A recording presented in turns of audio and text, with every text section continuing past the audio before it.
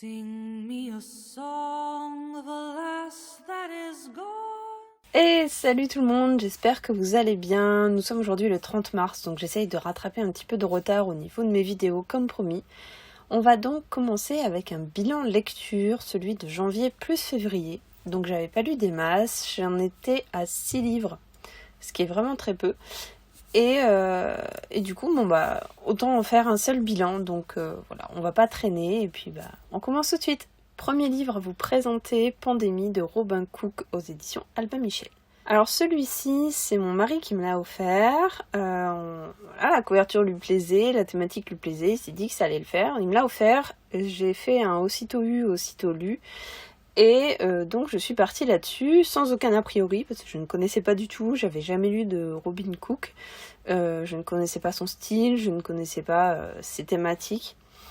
Donc c'est un auteur qui est maintenant assez âgé et qui a produit énormément de romans, notamment sur le thème scientifique, sur le thème médical, sur les gènes, sur les maladies, sur plein de choses. C'est sa façon de faire, c'est sa thématique principale, et donc avec Pandémie, on part sur des personnes qui sont touchées par un virus et qui décèdent mais très rapidement, c'est-à-dire qu'ils vont très bien et 1 heure après ils sont morts. Donc il y a des autopsies qui sont faites, ils comprennent pas, ils trouvent pas pourquoi, et ils se rendent compte qu'il y a un truc spécial.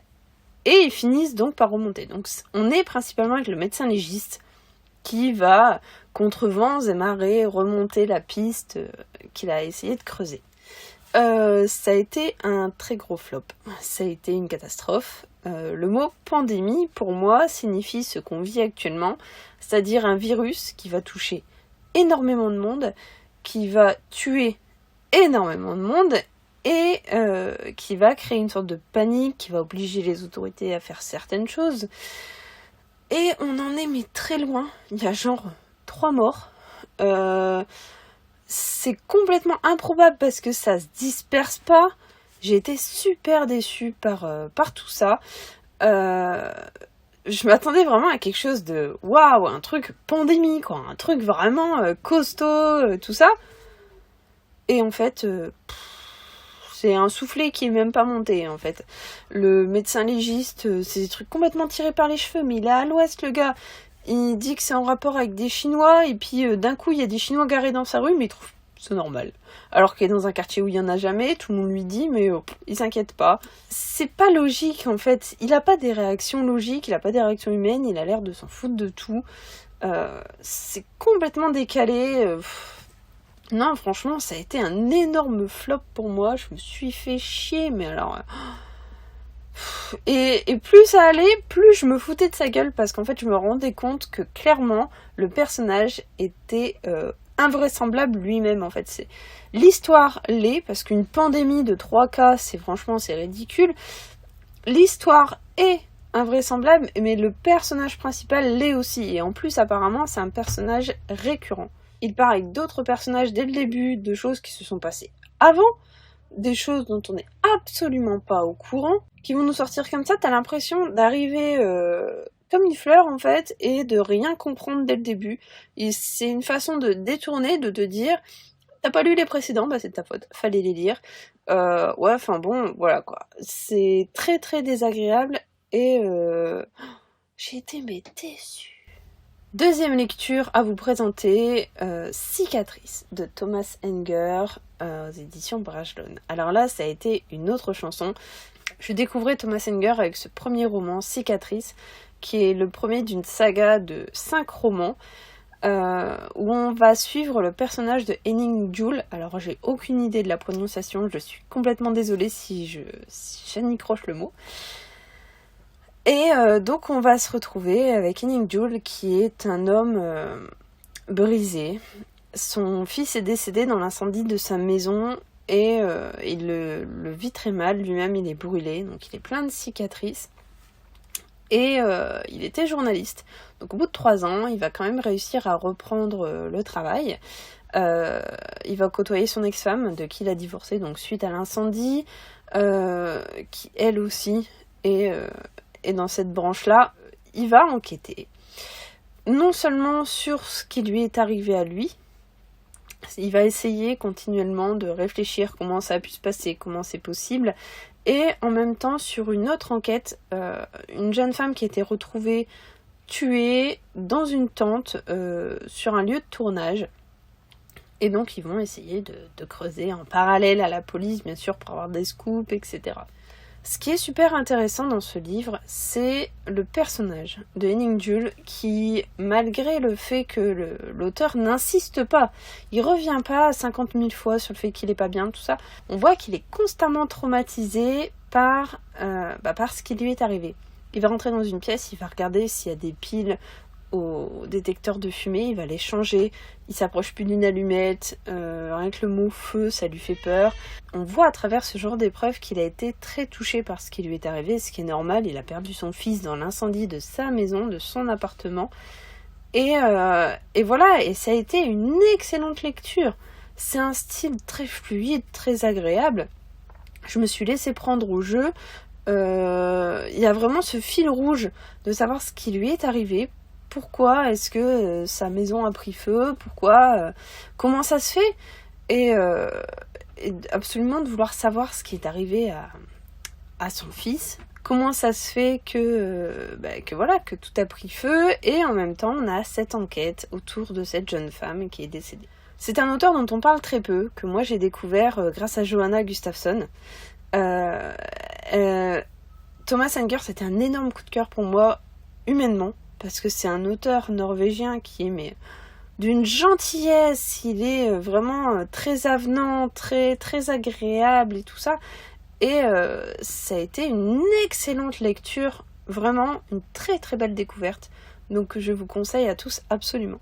J'ai aussi lu l'Institut de Stephen King. Alors celui-ci, je me suis jetée dessus quand je l'ai vu. J'avais énormément de mal avec Stephen King avant, donc je l'ai découvert avec Misery quand j'avais à peu près 16 ans. Et ensuite, en fait, je me suis fait chier avec ça, avec Bazar, tout ça. Ça a été clairement des lectures dans lesquelles j'ai eu énormément de mal à me plonger. Et avec L'Outsider qui est sorti l'an dernier, j'ai découvert un Stephen King complètement ahurissant, un Stephen King que j'aime. C'est devenu les sorties attendues de l'année, la sortie du dernier Stephen King. Je trouve que depuis L'Outsider, en tout cas, j'ai pas lu les précédents, on m'a conseillé de lire la trilogie de Monsieur Mercedes. Donc depuis L'Outsider, pour moi, il a vraiment récupéré un style plus neuf, plus dynamique. Bien qu'il mette une ambiance vraiment très prenante, très pesante, il arrive maintenant à donner plus de dynamisme, plus de rythme à ses histoires. Et vraiment, là, moi, c'est du Stephen King que j'adore. Alors oui, il y a des puristes qui vont me dire oui, mais les vrais Stephen King, c'est ceux qui sont très longs, c'est la ligne verte, c'est tous les précédents, les bazars, les trucs, tout ça. Ok, je veux bien, je comprends tout à fait, mais clairement pour mon goût à moi, pour mon style de lecture, je suis vraiment beaucoup plus accrochée à ce genre de Stephen King qu'au précédent.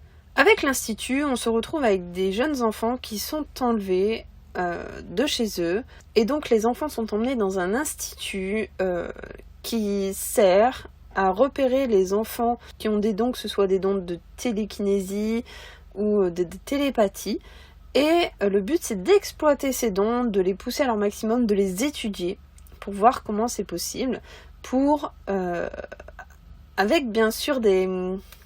Comment le dire sans vous en dire de trop, avec des dessins cachés, voilà, bien sûr, ils ont forcément une ambition derrière tout ça. Donc on va suivre un jeune enfant qui s'appelle Luke Ellis, qui a 12 ans, qui est surdoué, qui s'apprêtait à rentrer à la fac, tout ça, et qui va se faire enlever. Ça a été vraiment une excellente lecture pour moi, j'ai adoré l'Institut, pour moi il est un chouïa en dessous de L'Outsider, mais je pense que c'est le côté enquête policière, tout ça, dans L'Outsider que j'avais adoré. L'Institut reste un très très bon bouquin pour moi. Il a ce côté, c'est marrant parce qu'il a vraiment cette faculté de rentrer du fantastique dans quelque chose de très réel et d'en faire quelque chose de plausible. C'est vraiment c'est quelque chose que j'ai encore jamais retrouvé. Il a vraiment utilisé la réalité des choses avec des enfants télépathes, des enfants télékinésistes très surdoués, pour les mettre dans des instituts qui, ma foi, pourrait exister, que ça ne m'étonnerait pas, pour en faire des choses logiques, et tout ça, ça rend quelque chose de plausible. Donc forcément, il y a des choses où on se dit, bon. Mais on a le doute, on a quand même ce petit pincement qui nous fait que peut-être que ça pourrait exister. Donc ça a été vraiment une excellente lecture. Maintenant, vraiment, des avis que j'ai vus passer, les nouveaux Stephen King sont très différents des anciens. Donc il y en a qui aiment beaucoup ce côté ambiance dans Bazar, dans ça, dans tout ça. Que pour moi, les nouveaux sont vraiment beaucoup plus agréables à lire. C'est plus fluide, ça suit plus, c'est plus rythmé. Et voilà. Et donc je vais très bientôt découvrir la trilogie de Monsieur Mercedes. Vous les verrez passer dans un book haul aussi parce que je me les suis trouvés il n'y a pas très longtemps. Et donc voilà. J'ai aussi lu L'île aux secrets de Ragnar Jonasson, qui est en fait la suite qui se passe avant La Dame de Reykjavik. La Dame de Reykjavik, je vous en avais parlé, ça a été une lecture doudou. J'ai rencontré, on va dire vraiment, j'étais à la rencontre de cette dame il y a à peu près 1 an. Et j'avais adoré vraiment ce style, alors que je m'étais fait chier dans ce Niort en fait de Ragnar, alors que je pense que j'étais pas prête à l'époque. Mais vraiment, quand j'ai découvert La Dame de Reykjavik, c'était pour moi une excellente lecture. Ça a été une magnifique découverte, une lecture doudou, vraiment un truc qu'on lit tranquillement installé dans son lit, un truc calme, posé, agréable, et vraiment, La Dame de Reykjavik, c'était un énorme coup de cœur. Et donc, c'est tout naturellement que je me suis jetée sur L'île aux secrets. Donc, dans L'île aux secrets, on retrouve la Dame de Reykjavik 15 ans avant l'histoire de la Dame de Reykjavik. Cette jeune femme policière se fait appeler donc sur les lieux d'un probable meurtre. Ça se passe sur une île isolée où 4 jeunes gens reviennent là, se retrouvent là 10 ans après. Ils se réunissent là, c'est une bande de potes, ils se réunissent là 10 ans après. Pendant la nuit, il se passe quelque chose, il y en a un qui décède. Et donc, forcément, cette dame de Reykjavik, elle va venir. Hulda Hermannsdóttir. Donc, Hulda, elle va arriver et elle va enquêter pour savoir si c'est un accident ou un meurtre. Ça a été pour moi un énorme plaisir de retrouver Hulda, de retrouver son histoire, parce qu'on en apprend un peu plus sur elle, c'est vraiment très agréable. Ça reste une lecture posée, tranquille. Qu'est-ce que j'aime ce genre d'enquête, c'est reposant, c'est agréable, ça se lit super bien parce que c'est écrit très simplement. C'est très très très agréable à lire, c'est pour moi à chaque fois un énorme plaisir. Alors moi qui n'aimais pas forcément le thriller scandinave, je m'y suis fait mais d'une façon très rapide depuis que j'ai découvert La Dame de Reykjavik, et depuis j'en raffole. Je lis énormément de polars et de thrillers scandinaves et c'est vraiment, c'est devenu des lectures que j'apprécie énormément. Et donc avec L'île aux secrets, j'ai vraiment pas été déçue. Je m'attendais peut-être à un côté un peu plus huis clos sur une île, mais très franchement, le fait de retrouver Hulda, de l'avoir mené l'enquête, de découvrir des choses encore plus précises sur son passé, ça m'a vraiment beaucoup plu. Et voilà, et je suis vraiment... Ça a été une très bonne lecture. Je suis vraiment super emballée par cette lecture. J'ai aussi lu Hier ou jamais le tome 5 des Chroniques de Sainte-Marie. Et là, je dois vous dire que c'est clairement un de mes préférés. Donc le 1 était pour moi pour l'instant indétrônable, mais celui-là est vraiment au niveau du 1. Ça a été... je l'ai bouffé, et je l'ai adoré ce bouquin. C'était...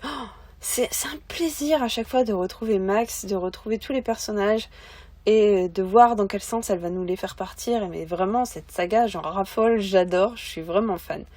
Les Chroniques de Sainte-Marie, pour ceux qui ne connaissent pas, c'est l'histoire d'un institut qui s'appelle l'Institut de Sainte-Marie et qui héberge des historiens. Des historiens qui utilisent des capsules temporelles pour retourner dans le passé sur des faits historiques précis, des faits historiques très connus, pour vérifier leur authenticité et confirmer donc bien que tout ce qui s'est passé, s'est vraiment passé comme ça. Bien sûr, ils ne doivent absolument pas toucher à l'histoire, il ne faut pas que l'histoire soit modifiée. Et donc on se retrouve avec Madeleine Maxwell, dit Max, qui est une jeune femme petite, rousseronde, vraiment j'adore son caractère, son humour, elle est vraiment extraordinaire.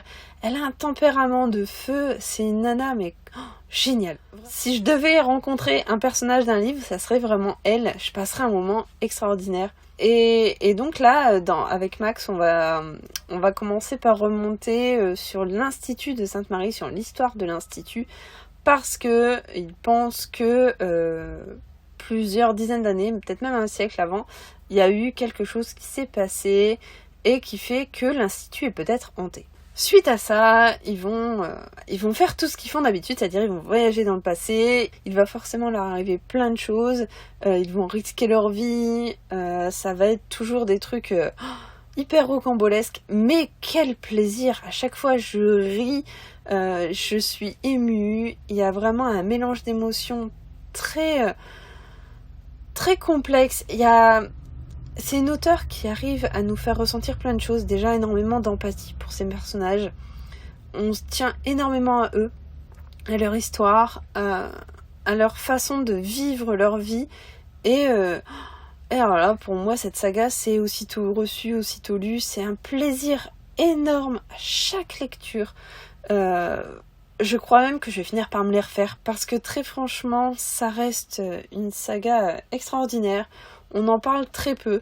Je pense pas qu'on ait vraiment besoin de connaître l'histoire pour aimer ce genre de livre, parce qu'elle nous envoie, elle nous explique. Elle revient dessus, elle met la temporalité, elle explique les gens, les personnages, les décors. On est vraiment avec elle, même si on n'y connaissait rien. On est avec elle et on est avec eux. Et on a envie de voir où est-ce qu'ils vont. Et vraiment, quel pied cette saga. Donc ça, c'est le tome 5. Il en sort à peu près tous les 6 mois. Celui-ci est sorti en février. Le prochain sort autour d'octobre. Je suis vraiment super pressée de le recevoir. C'est vraiment une saga énorme. Et enfin, dernière lecture, à vous parler, Les cicatrices de Claire Favant aux éditions HarperCollins Noir. Et donc, avec Les cicatrices, on retrouve Claire Favant et les tueurs en série. Donc on est avec un jeune homme qui s'appelle Owen, qui essaye de vivre une vie normale. Il a divorcé de sa femme, mais il continue d'habiter la même maison, qu'ils sont juste séparés en deux. Le père de son ex-femme, c'est son patron, donc il est vraiment enlisé jusqu'au cou. Il essaye de reprendre une vie normale jusqu'au moment où il se fait arrêter par la police parce que son ADN est retrouvé sur de nombreuses scènes de crime d'un tueur qui est en train de sévir en toute impunité actuellement dans sa région. Ça a été un vrai plaisir de retrouver Claire Favant dans ce genre de thématique, dans ce genre de roman autour du tueur en série. Ça détrône pas le tueur intime pour moi, parce que clairement le tueur intime, elle avait mis la barre mais tellement haut que c'était... c'est vraiment pour moi le meilleur pour l'instant roman de tueur en série. Donc avec Les cicatrices, on est vraiment plongé dans ce côté très psychologique du tueur en série. Ce côté enquête complexe, parce que bien qu'il y ait de l'ADN, il a quand même des alibis. Donc les flics vont quand même chercher à savoir pourquoi, ils vont creuser pour l'enquête, et on va aller de découverte en découverte. Alors ce qui est très beau chez Claire Favant, déjà, c'est sa plume, c'est son style. C'est hyper agréable. Elle écrit au présent, ce qui n'est pas forcément ni donné à tout le monde, ni agréable pour tout le monde. Mais vraiment, ça s'y prête, ça permet vraiment de rentrer dans l'histoire. C'est le temps qui était absolument approprié pour ce genre de roman. Ça nous plonge encore plus avec elle, avec Owen, avec toute l'histoire autour de ses meurtres, autour de son ADN, de qu'est-ce qu'il faisait là, pourquoi il était là. Et voilà, donc ça a été pour moi une très très bonne lecture. J'en suis pas au coup de cœur. Il me manquait peut-être un petit peu plus de densité. Vraiment, le tueur intime, ça avait été tellement dense, tellement complexe, tellement complet que je pense qu'elle aurait pu faire le même genre avec celui-ci. Là, c'est vraiment un peu plus allégé. Alors, c'est aussi très agréable. La fin est vraiment logique. J'ai vraiment pas été déçue de la fin, qui était vraiment bien dans ce qu'il fallait. Ouais, voilà. Juste, il me manquait peut-être un peu de densité au niveau de ce tueur en série, mais sinon, ça en reste une excellente lecture. Voilà, je vous fais des gros poutous, je vous dis à très bientôt sur la chaîne Un bon livre à lire. Bye bye. Sing me a song.